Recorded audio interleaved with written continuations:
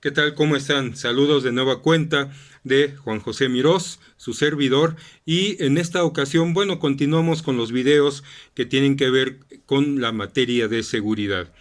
Pero hoy vamos a presentar un video que surgió la idea después de platicar o tener unas pláticas muy buenas vía WhatsApp con el presidente fundador de la Asociación de Serenos del Perú, el licenciado Diego Armando Jara. Y pues surgió todo dentro de esta plática, el que pudiéramos hacer pues varios videos sobre lo que son los serenos y su evolución en varios países y sobre todo que hablara del caso de México, cómo es en México, si existen los serenos todavía. Entonces, en esta ocasión vamos a platicar un poco sobre lo que son los serenos, lo que era antes y en la actualidad, pues cómo se desarrolla el trabajo de los mismos en cuanto a su origen mundial y en cuanto a su actualidad en México. Entonces, bien, pues comenzamos dando gracias nuevamente al licenciado Diego Armando Jara, pues por esta idea, y no nada más la idea, sino toda esta amistad y colaboración que vamos a comenzar a realizar en lo personal como miembro de la reestructuración de la IPA en México y él como presidente fundador de la Asociación de Serenos del Perú. Bien, pues entonces déjenme comentarles que todavía en México, hasta finales de los años 70, yo era un niño todavía en ese entonces, en los años 70 del siglo XX, ¿sí? Hay que ver bien específicamente, ubicarnos en el tiempo, pues en México todavía existía en algunos lugares esta figura del sereno. Después no es que dejara de existir realmente como tal en cuanto a sus funciones, sino que simplemente podríamos decir incluso que cambió de nombre. ¿Qué es lo que sucede? ¿Por qué surgen los serenos? Bien, vamos a platicar un poquito sobre esto nada más. Su inicio se dice que pues está en el gran tamaño de las llaves de los portones antiguos, ¿sí? Esas llaves grandes, redondas, ¿no? Pesadas, que pues suponían una carga precisamente pesada para llevarlas encima de los ciudadanos. Debido a ello se popularizó durante el siglo XVII la profesión del sereno. ¿Qué era un sereno? Bueno, era una persona que por las noches abría a los vecinos los edificios de las calles, haciéndola, como pudiésemos decir, un portero nocturno, ¿sí? De todos los edificios donde vivía la gente, que ya regresaba a descansar durante las noches, y además salvaguardaba la seguridad del barrio o de los barrios, ¿sí? Evitando pues peleas, evitando robos, incluso ese tipo de situaciones, también avisando a los bomberos si acaso se presentaba algún incendio, ¿sí? Controlando incluso el alumbrado público. Él llegaba a la hora en que el sereno prendía el alumbrado público y también la hora en que lo apagaba. Entonces vamos a ver que su nombre proviene que los primeros serenos, además de las funciones que ya les comenté hace unos momentos, informaban de la hora y del tiempo al grito. Por ejemplo, era clásico, ¿no? De las 12 en punto y sereno. Y en verano, como casi nunca llovía, lo que solían gritar era las 12 en punto y sereno. Pero cuando había lluvia, eran las 12 en punto y lluvioso. Así gritaban, ¿sí? Era clásico, ¿no? Y la gente, de tanto oír su canto, empezó a llamarles así para diferenciarlos de otro tipo de vigilantes o incluso de los policías, ¿sí? Entonces, de ahí viene que se les llamara los serenos. Los requisitos para enfrentar a formar parte del cuerpo de serenos, en aquella época en España, en Valencia, que es donde se tiene que surgen por primera vez o son las primeras noticias históricas de los mismos, ¿sí? Consistían en no tener primero, lógicamente, antecedentes penales, medir 5 pies de altura como mínimo, es decir, 1,5 metros, que es la media española de aquella época, ¿sí? Tener voz fuerte, pues para poder gritar eso que les comenté también hace unos momentos, y estar entre los 20 y 40 años de edad, pues para poder soportar esas grandes jornadas nocturnas. En principio iban uniformados con un capote gris, lo que después cambiaría por una llamadas batini o gorra de plato, espero no equivocarme, ¿sí? E iban armados con una garrota o chuzo, ¿sí? Es decir, era un palo de madera acabado en una punta de hierro.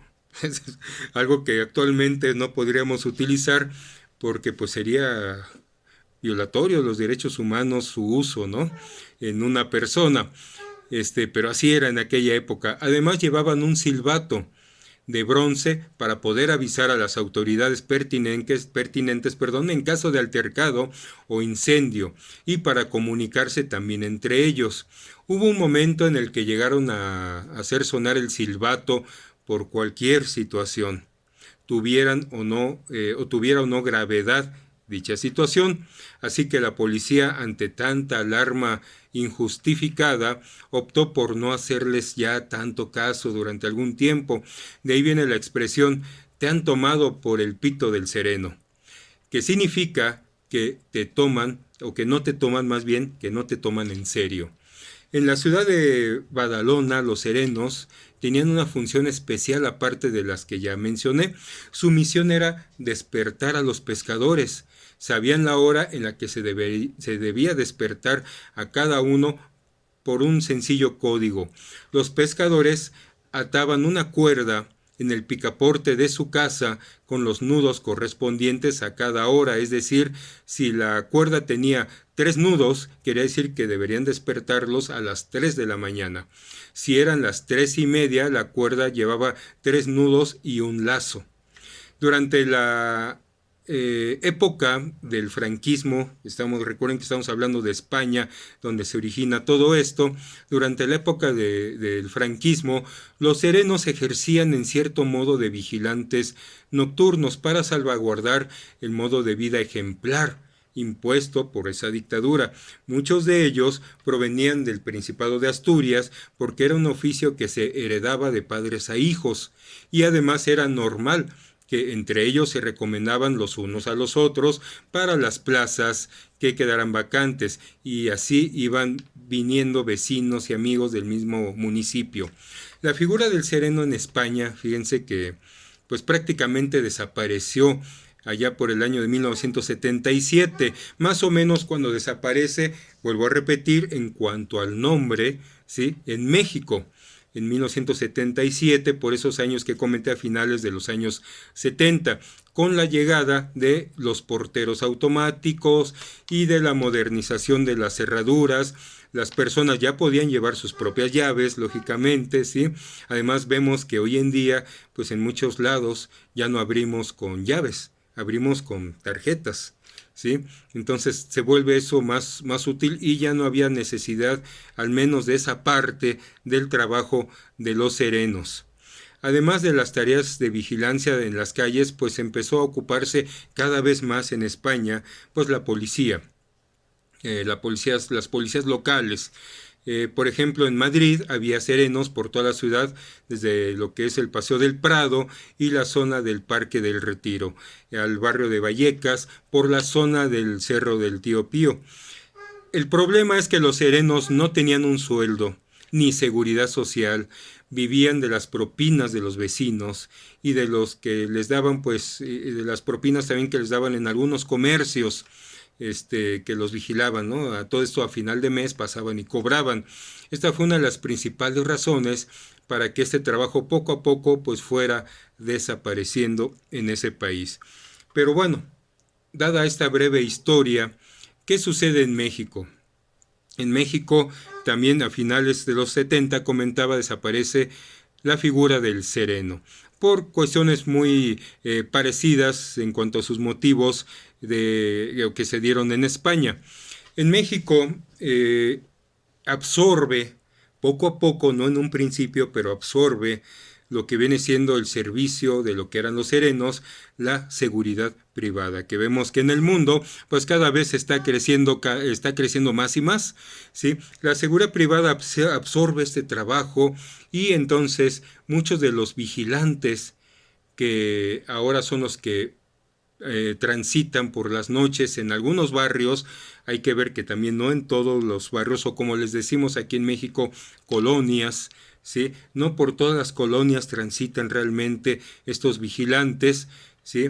Que ahora les llamamos popularmente veladores, ¿sí? Es la palabra que pues, repito, popularmente se utiliza ahora en México, veladores, pero vienen siendo pues vigilantes de seguridad privada ahora de diferentes pues corporaciones, instituciones, empresas, ¿sí? De seguridad privada que pues tienen sus diferentes servicios, tienen vigilantes que los contratan, pues por ejemplo las tiendas de autoservicio, algunas empresas para vigilancia interna de la misma, ¿sí?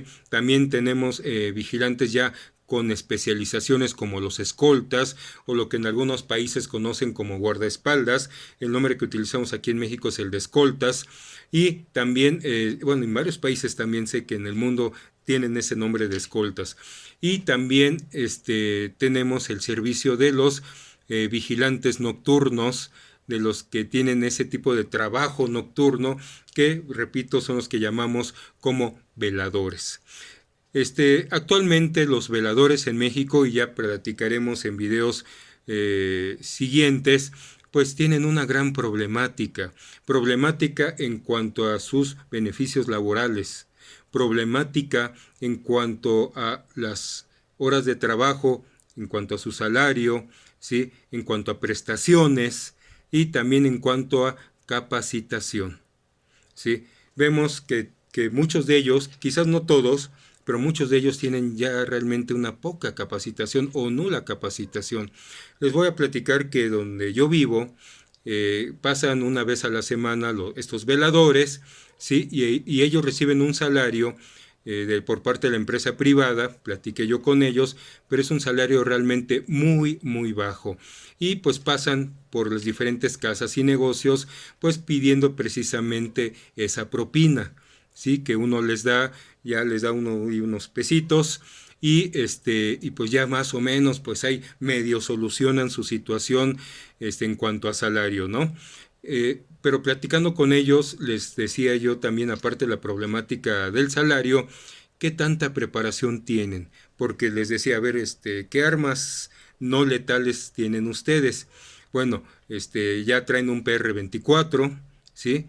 Y nada más, es todo lo que traen. También traen su silbato, y de hecho yo por las noches a veces, no siempre, pero a veces duermo un poco o muy tarde, ¿sí? Y ya como por ahí de las 11, de las 12 y durante la madrugada, ¿sí? Escuchamos a lo lejos los pitidos de los silbatos, ¿sí? Donde se van ellos, pues me imagino que se van ubicando, se van avisando, a lo mejor hay un código, debe de existir un código en cuanto a los silbatazos que van dando, ¿sí? Y bueno, les decía que platicaba con estos vigilantes de aquí de donde yo vivo, y únicamente traen el PR-24 como arma no letal, por si algo llega a suceder, ¿no? Y yo les decía, bueno, ¿saben utilizar el PR-24? Y pues bueno, uno de ellos lo sacó y empezó a decirme que bueno, pues más o menos sé que se mueve así, se mueve así, y que pues puede servir para esto, ¿no? Prácticamente me dijo que se usaba como una macana, es decir, para pegar, ¿no? No. Les digo, es que ese no es el uso del PR-24, ¿no les dieron un curso? Dice, sí, sí, nos dieron un curso. Bueno, ¿de cuánto duró ese curso? ¿Hubo prácticas o qué les hicieron? No, pues nos enseñaron que la nomenclatura del PR-24, pues más o menos ahí nos enseñaron cómo se usaba. ¿Y de cuánto fue su capacitación? No, pues fue como de 2 horas y media. ¿Cuántos días? No, pues un solo día. ¿Cómo? ¿Sí? Un solo día de capacitación para usar PR-24, según esto, y ya salen a las calles con el mismo. ¿sí? Les digo, es que pueden caer ustedes incluso también en errores que puede llevarlos a consecuencias jurídicas, ¿no? Sí, se me pusieron un poco nerviosos, pero bueno, traté de apoyarlos en estas situaciones, ¿sí?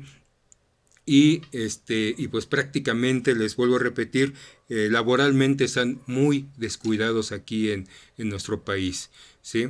¿Qué capacitación es la que debería de llevar un vigilante privado, un vigilante nocturno, un velador, como le conocemos, repito, popularmente, ¿sí? Bueno, desde mi opinión, pues debe de dárseles un curso básico. Primero, el curso básico que se le da a todo vigilante privado, ¿sí? Pues les habla sobre lo que es la inducción a la seguridad privada, ¿sí? La inducción a lo que es esa empresa de seguridad privada, ¿sí? Los deberes del personal, procedimientos, acciones básicas durante el servicio, los protocolos que deben de llevar muy específicos para cuestiones de seguridad privada, ¿sí? Límites de actuación, ¿sí? Muy principal, límites de actuación en los aspectos también incluso jurídicos de lo que es la seguridad privada, de acuerdo a la Ley Federal de Seguridad Privada en México, ¿sí? Y después de esa capacitación básica, debería de dárseles para los vigilantes nocturnos. Creo que en algunas empresas se los dan, pero son las menos, desgraciadamente, en México, ¿sí? Se les debe de dar un curso de especialización, donde deben de aprender ya cosas más específicas sobre lo que es la protección y vigilancia de bienes, procedimientos, acciones, no solo, más allá de las básicas del servicio, ¿sí? Aquí, aparte de los protocolos de seguridad privada que la propia empresa puede mostrarles, enseñarles, ¿sí? Deben también de conocer en esta parte de procedimientos y acciones los protocolos que siguen las policías de México, protocolos ya que son a nivel federal, como el protocolo de primer respondiente, por ejemplo. ¿Para qué? Para saber cómo coadyuvar a la policía, ¿sí? Que va a llegar como primer respondiente policial a lo que pudo haberse hecho o sucedido como un hecho ilícito, ¿sí? Por ponerse un solo ejemplo, ¿no? También deben de tener una capacitación ya especializada sobre control de situaciones de emergencia. Fíjense que durante el curso que llevamos de la certificación de CERT aquí en México, que varios de nosotros tomamos, aprendimos mucho sobre ese control de situación de emergencias y otros cursos subsecuentes que algunos de nosotros hemos estado tomando al respecto, y yo hablaba con estos veladores y les preguntaba lo mismo, ¿no? Oiga, y en una situación de emergencia, por ejemplo, se dieron los sismos, pero ya hubo una ocasión más o menos reciente, si no recuerdo fue como un año más o menos, quizás un año y meses, que tembló y fuerte en la Ciudad de México por ahí de las 11 pasadas de la noche, 23 horas y fracción, ¿sí? Y les digo a ellos, ¿tienen ustedes un protocolo a seguir en esa situación? Que durante la noche o la madrugada suene la alarma sísmica, anuncio de que va a temblar, que nos dan a todos unos segundos, pero pues que si es en la noche, muchos de nosotros estamos dormidos. Hay gente que duerme tan profundamente que a lo mejor no va a escuchar la alarma sísmica. Otros afortunadamente tenemos el sueño un poco más ligero y quizás como se nos quedó todavía de esa época policial, ¿no? Dormir, pero estar alertas, ¿sí? Estar con la mente alerta de todos modos, sí, pero hay gente que no. ¿Qué protocolo seguir al respecto? No tenían ninguno. Incluso les pregunté de qué empresa eran, pero no la voy a comentar aquí, pero sí les pregunté, oye, ¿qué empresas son? Porque pues para saber, ¿no? ¿Qué empresa es? Y ver qué se puede hacer al respecto, ¿no? Porque deben de capacitarlos, entonces deben de tener capacitación especializada en cursos de situaciones de emergencia. ¿Qué pasa si en tu colonia se cae un edificio durante un terremoto? O por ejemplo, cuando yo vivía en Tampico, a los veladores de allá, ¿qué pasa si en tu colonia se inunda durante un ciclón? Por ejemplo, ¿sí? Que hace muchos años que no entra un ciclón a Veracruz, a Tampico, por ejemplo, ¿sí? Pero llegan brazos de algunos ciclones, hay lluvias muy intensas que sí inundan colonias. ¿Qué hacer? ¿Cómo ayudar? porque en las noches, ¿cómo voy a transitar si está inundado? ¿Sí? ¿Cómo voy a transitar? ¿Cómo voy a cuidar? ¿Cómo voy a cumplir con mis obligaciones de vigilante privado nocturno, ¿sí? De velador, si es de noche? Aquí en México ya hay veladores que incluso que están sindicalizados y los ayudan a protegerse en cuestiones laborales, pero siguen sin protegerlos en la cuestión de capacitación especializada, ¿sí? También deben de tener una capacitación ya especializada, vuelvo a repetir, sobre persuasión verbal y psicológica, ¿sí? Esos cursos que damos mucho a policías aquí en México y en otras partes del mundo, que ya se les está dando capacitación sobre lenguaje no verbal, sobre microexpresiones, ¿sí? Sobre todo lo que viene siendo en sí esto, persuasión verbal y psicológica, ¿sí? Saber cómo decir incluso las cosas. Yo les digo a los policías, puedes tener un trabajo de programación neurolingüística donde haciendo las preguntas correctas vas a obtener la respuesta que quieres. Bueno, algo así también tienen que aprender los veladores o los serenos, como les llaman también en otros países. Y el uso, aquí viene lo que les platicaba del PR24, el uso correcto, especializado, ¿sí? de instrumentos no letales, ¿sí? Pero si, bueno, aquí imagínense, si en México tenemos un problema de que a varias policías no les dejan utilizar alguno de estos instrumentos o armas no letales, pues ahora vigilancia privada menos, ¿sí? En muchas ocasiones sucede así, en otras afortunadamente no, pero es un problema que todavía tenemos en este país, donde muchos peladores, muchos vigilantes privados que trabajan durante la noche, ¿sí? Pues no tienen este tipo de capacitación especializada. La gran mayoría cuentan únicamente con el curso básico de seguridad privada, pero sabemos que para este tipo de trabajo no es suficiente, hay que trabajarlo más, hay que prepararlos más todavía, ¿sí? Incluso aquí en México vemos que ya hay trabajo respecto a las cuestiones laborales y trabajos nocturnos, específicamente de los vigilantes privados o veladores, que son trabajadores nocturnos, ¿sí? Y ya incluso hay criterios que han sido confirmados por la Dirección General de Inspección Federal del Trabajo, que depende de la Secretaría del Trabajo y Previsión Social aquí de México, ¿sí? Para que no se vuelva todo esto un trabajo inhumano para la cuestión de los trabajadores o vigilantes nocturnos, ¿sí? O veladores. Es decir, que se le pague como debe de ser por el trabajo nocturno, ¿sí? Pero vuelvo a repetir, aquí yo una gran carencia que encuentro en muchos en mi país es que no tienen la preparación básica, la preparación física incluso, ¿sí? Vemos que por ejemplo andan en bicicletas, los de aquí que cuidan el barrio donde yo vivo, la colonia donde yo vivo, ¿sí? Andan en bicicletas y uno anda a pie todavía, ¿no? Debería de haber pues incluso ya patrullas de seguridad privada asignadas a este servicio. Yo sé que en algunos lugares hay, pero generalmente pues es donde hay más dinero, ¿sí? Más dinero o un nivel adquisitivo más alto en la población que vive ahí. Pero pues en barrios más populares como los que muchos habitamos, pues no es así.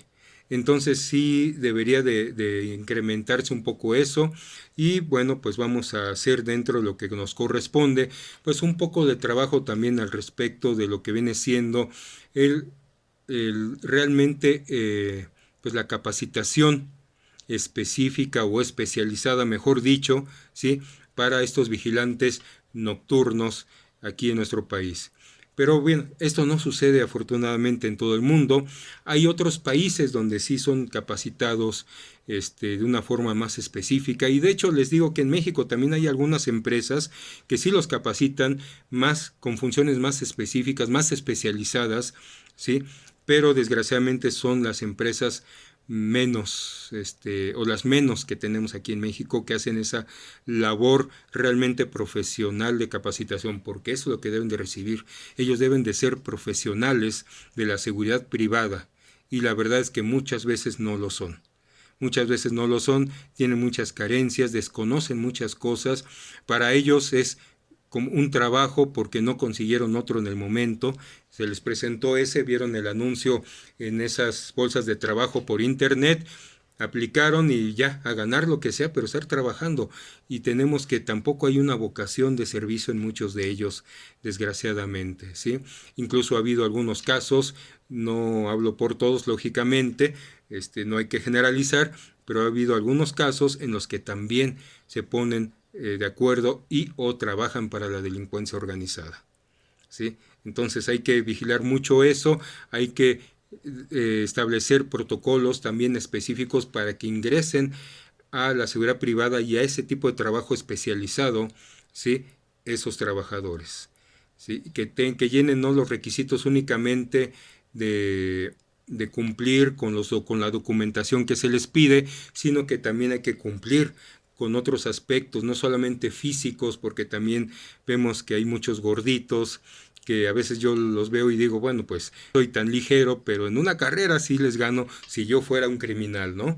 En una carrera sí les gano, aunque vayan en bicicleta. Entonces, hay que ver también esas situaciones en cuanto a la preparación física, preparación básica y especializada para que, vuelvo a repetir, sean verdaderos profesionales de la seguridad privada.